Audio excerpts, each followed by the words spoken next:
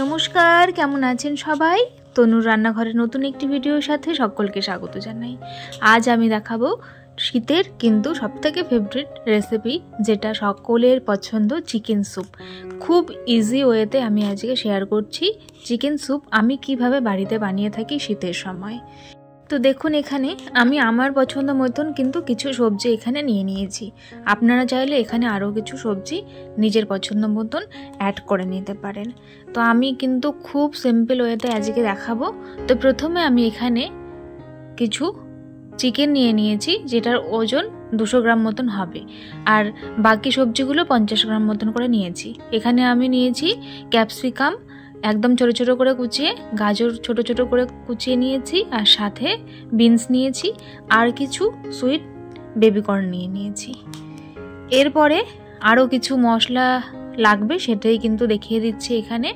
প্রথমে এখানে 2 চামচ মতন নিয়েছি স্বাদের জন্য ধনেপাতা, 1 চামচ গ্রেট করা রসুন, 1 চামচ গ্রেট করা আদা, একটা ছোট পেঁয়াজ, আর সাথে স্প্রিং অনিয়ন নিয়ে নিয়েছি আমি এখানে 1 চামচ, আর সাথে একটা লেবু আমি নিয়ে নিয়েছি।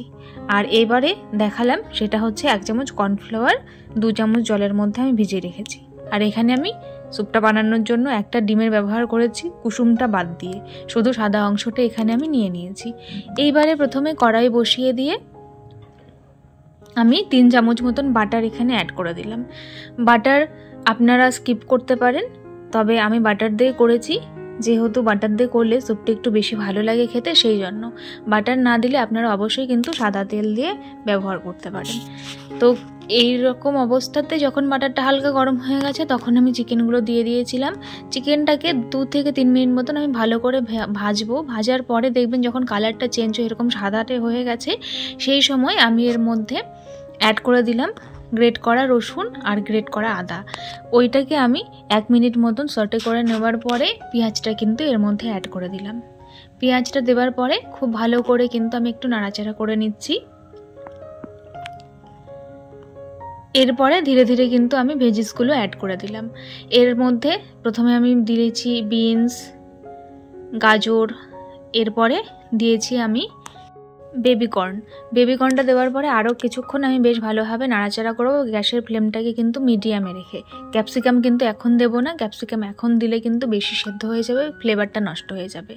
তো এই পর্যায়ে আমি স্বাদ অনুযায়ী নুন আর 2 চামচ মতন দিয়ে দিলাম গোলমরিচ গুঁড়ো। দেওয়ার পরে আবারও ভালো করে নাড়াচাড়া আমি করে নিচ্ছি। তো আজকের রেসিপিটি যদি আপনাদের ভালো লেগে থাকে, তাহলে প্লিজ চ্যানেলটিকে লাইক, শেয়ার, সাবস্ক্রাইব করে বেল নোটিফিকেশানটি অন করে রাখবেন। এতে করে আমার ভিডিওর নোটিফিকেশান সবার আগে পেয়ে যাবেন। তো এই নাড়াচাড়া করতে করতে এই পর্যায়ে কিন্তু আমি এখানে 1.5 লিটার মতন জল দিয়ে দিলাম স্যুপটা বানানোর জন্য।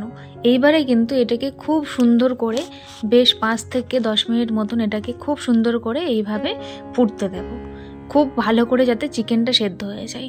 তো এবারে 5 মিনিট মতন ফুটে যাওয়ার পরে আমি এর মধ্যে স্প্রিং অনিয়ন আর তার সাথে কিন্তু অ্যাড করে দিলাম আমি এখানে ক্যাপসিকামটা। এরপরে আবারও খুব ভালো করে কিন্তু 5-7 মিনিট মতন আমি কুক করে নিয়েছি।